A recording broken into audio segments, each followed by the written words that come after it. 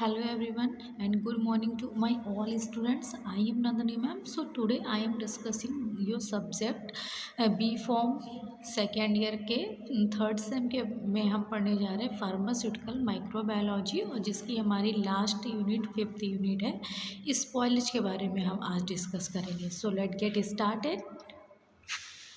क्या होता है स्पॉइलेज? स्पॉइलेज का मतलब क्या होता है, तो आइए हम जानते हैं डेफिनेशन ऑफ स्पॉइलेज कि किसे हम बोलते हैं। स्पॉइलेज का मीनिंग क्या है? द एक्शन और process spoiling specially in a deterioration of the food and other perishable good and any changes which is rendered to the product unacceptable for the human consumption, complexation even a combination of microbial and biochemical activities of interact। क्या होता है कि कोई भी जो भी चीज़ है हमारे पास, कोई भी पेरिशेबल गुड्स है, कोई भी फूड आइटम है या कोई भी फार्मास्यूटिकल प्रोडक्ट्स है, उसमें जब स्पॉइलेज होने लगता है मतलब कि जो प्रॉपरली उस सब्जेक्ट का या उस ऑब्जेक्ट का नेचर था वो पर्टिकुलरली चेंज हो जाता है, उस वो अनएक्सेप्टेबल हो जाता है, जिसमें हम बोलते हैं कि उसमें स्पॉइलेज जो है वो स्टार्ट होने लगा है। मतलब कि उसका अपना प्रॉपरली जो एक नेचर था वो चेंज होने लगा और उसमें अनप्लीजेंट स्मेल भी आ सकती है, अनएक्सेप्टेबल हो सकता है। अब माइक्रोबियल स्पॉइलेज की बात करें तो माइक्रोबियल स्पॉइलेज क्या होता है, जो कि बेसिकली हमें पढ़ना है अपनी फूड माइक्रोबायोलॉजी के टॉपिक में, माइक्रोबायोलॉजी में। तो देखते हैं, this is refer to damage the food pharmaceutical product that is caused by the micro organism.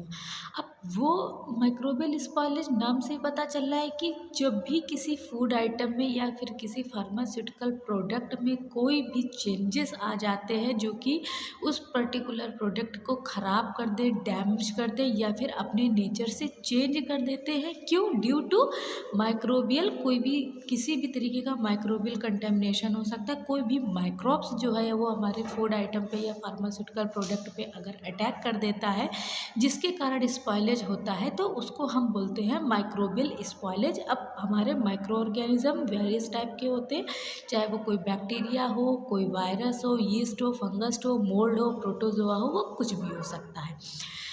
Microorganism can be grow in almost kind of the food product. Microorganism occur everywhere around. It is the always risk of the microbial spoilage। अब क्या है microbial spoilage? बहुत ही common सी चीज़ है। क्यों? क्योंकि microbes जो होते हैं वो हमारे इन्वायरमेंट में बहुत ही आसानी से प्रेजेंट होते हैं, मिल जाते हैं, तो इसके कारण हमारा कोई भी स्पॉइलेज बहुत जल्दी होता है, जिसे हम बोलते हैं अपना माइक्रोबियल स्पॉइलेज। अब जैसा आप देख रहे हैं कि इस स्ट्रॉबेरी में हमें दिख रहा है कि कहीं ना कहीं इसमें हमारे माइक्रोब्स ने अटैक किया है, जिसके कारण इसमें स्पॉइलेज शुरू हो गया है।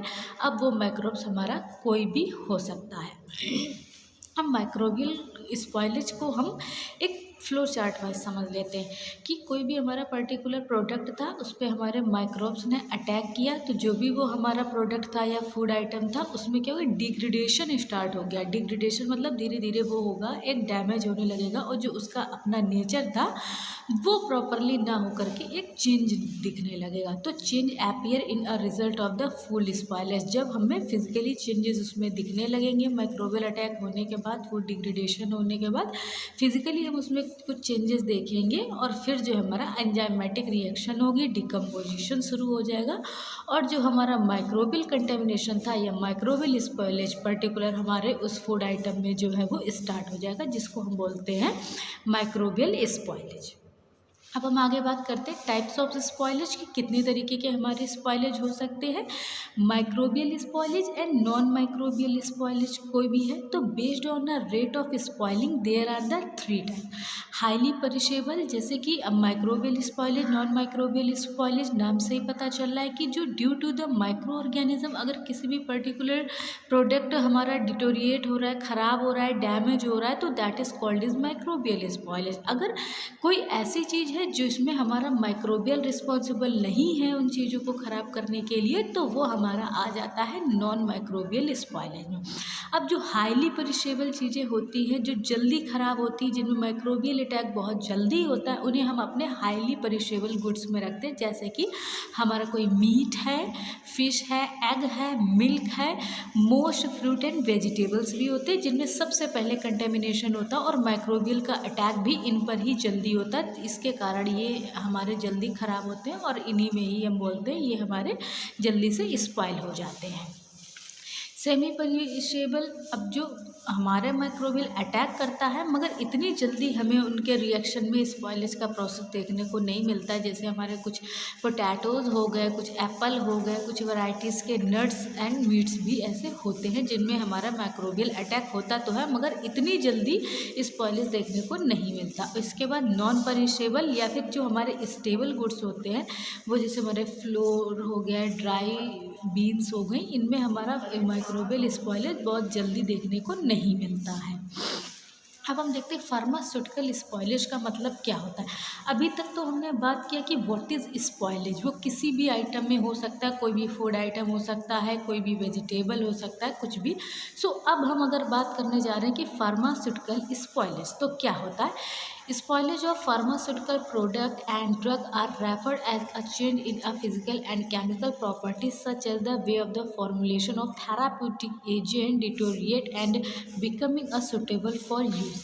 अगर हम बात करें फार्मास्यूटिकल स्पॉइलेज की, दैट इज़ द मीनिंग कि जो हमारा फार्मास्यूटिकल प्रोडक्ट है या फिर कोई भी ऐसी फार्मास्यूटिकल फॉर्मुलेशन है जिसके नेचर के या तो फिजिकली या फिर केमिकली उसके नेचर में कोई चेंजेस आ रहा है, उसकी जो केमिकल एंड फिजिकल प्रॉपर्टीज़ है वो चेंजेस हो रही हैं, वो डैमेज हो रही है, या उस फॉर्मुलेशन को जिस भी एक्शन को शो करने के लिए बनाया गया है वो अपना प्रॉपरली थेरापेटिक इफेक्ट ना दे करके उसमें किसी भी तरीके की खराबी आ गई है, वो डिकम्पोज हो गया है, वो डिटोरिएट हो गया है, तो उसको हम बोल देते हैं फार्मास्यूटिकल स्पॉइलेज। उसे हम बोलेंगे कि जब फार्मास्यूटिकल प्रोडक्ट में के हमारे केमिकल या उसके फिजिकल नेचर में कोई चेंजेस आएगा तो हम बोल देते हैं कि फार्मास्यूटिकल स्पॉइलेज है। Pharmaceutical product is the combination of two things, एक हमारी जो एक्टिव ड्रग्स होती है और जो हमारे फार्मास्यूटिकल एडिटिव्स होते हैं। Because you know very well about a student की कोई भी हमारी फार्मास्यूटिकल बनता है, कोई भी फार्मास्यूटिकल प्रोडक्ट, तो एक तो उसका जो कोर इंग्रेडिएंट एक्टिव इंग्रेडिएंट है जिसके कारण वो हमारा थेरापेटिक इफेक्ट देगा जा करके, और वेरियस टाइप ऑफ ऐसे भी एजेंट मिलते हैं जो कि उस फॉर्मुलेशन को बनाने के लिए रिक्वायर्ड है, तो कुछ हमें उसमें एडिटिव्स मिलाने पड़ते हैं। There are any changes in their efficacy action said to the spoiled product which cannot be used। and जो हमारे चेंजेस होते हैं वो उसकी इफ़िकेसी यानी कि जो भी हमारा फार्मास्यूटिकल प्रोडक्ट था उसकी इफ़िकेसी है जो ख़राब हो जाती है, वो अपना प्रॉपर स्पेसिफिक इफेक्ट नहीं दे पाती है और हम उसे बोल देते हैं फार्मास्यूटिकल स्पॉइलेज। जो हमारा फार्मास्यूटिकल स्पॉइलेज है उसके कई सारे फैक्टर्स होते हैं कि अगर कोई भी फार्मास्यूटिकल प्रोडक्ट है उसने अपना केमिकल और अपना फिजिकल नेचर चेंज किया है तो क्यों, क्या उसका रीज़न हो सकता है, और साथ साथ किसको हम बोलेंगे कि ये फार्मास्यूटिकल हमारा फिजिकल स्पॉइलेज है और ये हमारा केमिकल स्पॉइलेज है। तो there are the several factor cause the pharmaceutical spoilage, mainly study about the microbial spoilage in pharmaceutical products. तो अब हम देखते हैं कि जो हमारा फिजिकल फार्मास्यूटिकल स्पॉइलेज है वो क्या है, केमिकल स्पॉइलेज क्या है और माइक्रोबियल स्पॉइलेज क्या है। सो वन बाय वन देखते हैं। Deterioration of the pharmaceutical product due to the physical factor like the heat, temperature and evaporation etcetera. Student, जब आपने अपने फार्मास्यूटिकल प्रोडक्ट को बनाया होगा तो आपने इस चीज़ को ध्यान दिया होगा कि जो भी हम प्रोडक्ट बना रहे हैं उसकी पैकेजिंग और हैंडलिंग करते वक्त बहुत सारी चीज़ों का हम ध्यान में रखते हैं। अगर उनको हमने ध्यान में नहीं दिया गया, उन रूल और रेगुलेशन को फॉलो नहीं किया, तो हमारा जो प्रोडक्ट है वो कहीं ना कहीं अपने नेचर को लूज़ कर देता है और हमारा प्रोडक्ट जो है वो ख़राब होने लगता है। अब उसी तरीके से किसी भी प्रोडक्ट के लिए जितना टेम्परेचर रिक्वायर्ड था, अगर हमने उसको वो प्रोवाइड नहीं किया तो भी हमारा प्रोडक्ट ख़राब होने की संभावना होती है। तो जब कोई फार्मास्यूटिकल प्रोडक्ट्स में कोई फिजिकल चेंजेस के कारण जैसे कि हीट हो, टेम्परेचर हो या फिर ड्रग का इवेपोरेशन हो जाए या फिर मॉइस्चर का कंटेंट बढ़ जाए जिसके कारण ड्रग हमारे अपने वास्तविक केमिकल नेचर को चेंज कर देता है, जिसको हम बोलते हैं फिजिकल स्पॉइलेज। केमिकल में क्या है, due to the any chemical reaction, कि जब हमारे प्रोडक्ट में किसी भी तरीके की कोई केमिकल रिएक्शन हो जाती है और हमारा प्रोडक्ट जो है वो अपनी एफिकेसी को चेंज कर देता है या फिर जिस पर्टिकुलर यूज़ के लिए हमने उसे बनाया है वो ना मिले, तो उसको हम बोल देते हैं केमिकल। जब केमिकल रिएक्शन के कारण होता है जैसे कि ऑक्सीडेशन हो जाए, रिडक्शन हो जाए, हाइड्रोलिसिस हो जाए या फिर फोटोलिसिस हो जाए या फिर आयोनाइजेशन, ऐसे बहुत सारे केमिकल रिएक्शन हैं जिसके कारण हमारा प्रोडक्ट जो है वो जिसके कारण हमारा प्रोडक्ट खराब होने लगता है।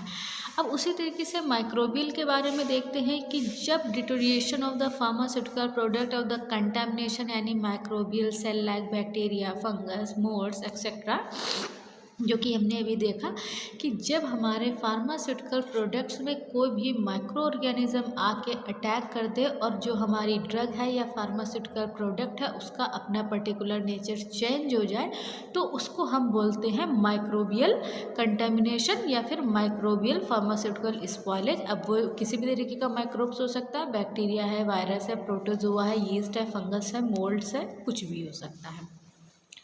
माइक्रोबियल स्पॉयलेज की बात करें तो माइक्रोबियल स्पॉयलेज क्या है? Microbial spoilage include the microbial contamination of the pharmaceutical products of the microbe which is leads to spoil the product affecting the drug safety quality and not be intended to use.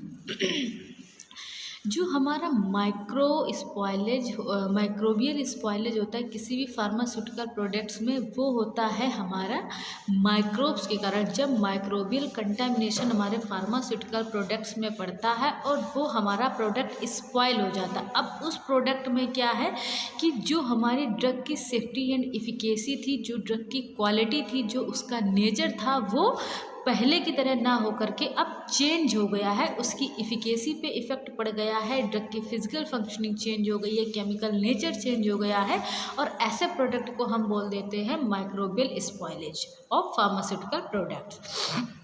Shortly, microbial spoilage pharmaceutical product is deterioration of the pharmaceutical with contamination of the microbes. Microbes के contamination के कारण pharmaceutical products में आया हुआ changes that is called is microbial spoilage of pharmaceutical product. It decrease and stability and intensity of the product. अब ये क्या करते हैं, जब भी किसी भी हमारे pharmaceutical product में अगर microbial spoilage हो जाता है तो वो हमारी ड्रग की स्टेबिलिटी और उसके थेराप्यूटिक इफेक्ट को, उसकी इफिकेसी को, प्रोडक्ट के नेचर को चेंज कर देते हैं या फिर डिक्रीज कर देते हैं, जो कि हमारा माइक्रोबियल स्पॉयलेज के कारण से होता है। टाइप ऑफ माइक्रोबियल स्पॉयलेज में अब क्या क्या है कि कितने तरीके के हमारे माइक्रोबियल स्पॉयलेज हो सकते हैं। फिजियोकेमिकल हो सकते हैं, केमिकल हो सकते हैं, बायोलॉजिकल फैक्टर्स भी हो सकते हैं। तो जैसे वायबल ग्रोथ हो जाए, गैस प्रोडक्शन हो जाए, फिजिकल स्पॉयलेज हो जाए या फिर ओफ्लैक्ट्री हो जाए, कोलोरेशन में कोई चेंजेस दिख जाए, तो इतने टाइप्स के हैं जो हमारे हैं comes under the physiochemical process. इसके अलावा केमिकल रीजन के कारण जब माइक्रोबियल स्पॉयलेज होता है तो जैसे हाइड्रोलिसिस हो जाए, एसाइलेशन का प्रोसेस हो जाए, डिग्रेडेशन होने लगे या फिर मेटाबोलाइजेशन के रीज़न से अगर हमारे फार्मास्यूटिकल प्रोडक्ट में कोई चेंजेस आ रहे हैं तो that is comes under the chemical type of microbial spoilage. अब बायोलॉजिकल में release of toxins, microbial and metabolites, इस तरीके का कोई भी कंटेमिनेशन जब हो रहा है जिसमें हमारे बायोलॉजिकल फैक्टर रिस्पॉन्सिबल है तो that is comes under the microbial spoilage of biological process. So अब हम देखते हैं एक एग्जांपल के तौर पे कि factor affecting the food spoilage. ये आपको इजीली समझ में आएगा कि अगर कोई फूड आइटम है और वो हमारे ख़राब हो रहा है, उसमें स्पॉयलेज हो रहा है, तो कौन कौन से ऐसे रीजंस हैं जो कि हमारे उस फूड को डैमेज करने में या स्पॉयलेज करने में काम में आएंगे। तो हमारा माइक्रो ऑर्गेनिज्म भी हो सकता है, इसी को हम बोल देते हैं माइक्रोबियल कंटेमिनेशन या फिर माइक्रोबियल स्पॉयलेज। कोई एंजाइमेटिकली रिएक्शन अगर हमारे फूड में हो रही है और उसके कारण फूड डैमेज हो रहा है, so that is comes under the enzymatic spoilage. Air है, जैसे कि हमारे इन्वायरमेंट में एक एयर है जो बहुत ही कॉमनली प्रेजेंट होती है और वेरियस टाइप ऑफ जो कंटेमिनेशन है, माइक्रोब्स हैं, वो हमारे एयर में प्रेजेंट होते हैं। लाइट के कारण physical damage, temperature, time, insects, rodents, parasites and creatures, various type of insects and micro organism हैं जिनके कारण हमारा स्पॉयलेज जो है वो होता है। So students, I hope you are understood well. आज का टॉपिक जो हमारा था स्पॉयलेज का पार्ट 1 हमने पढ़ा, आई थिंक आपको समझ में भी आया होगा, और रिमेनिंग का जो टॉपिक है वो हम अपने नेक्स्ट वीडियो में कंटिन्यू करेंगे। So thank you class.